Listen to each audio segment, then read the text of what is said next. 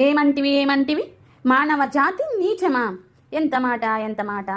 వైతన వరకు వెంటాడి వేధించి ముప్పు తిప్పులు పెట్టి మీ ధర్మ సూత్రములను మంటగలిపి ప్రతి ప్రాణములు దక్కించుకున్న నారీమణి సావిత్రిదే జాతి మానవ జాతి. తన భక్తితో సాక్షాత్ పరమశుడునే ప్రత్యక్షం గావించి మీ పాసములు సైతం గడ్డిపోచ గానించి ప్రాణహరులైన మిమ్మల్నే ప్రాణభయంతో పరుగులెత్తించిన పసివాడు మార్కండేయుడిదే జాతి మానవ జాతి.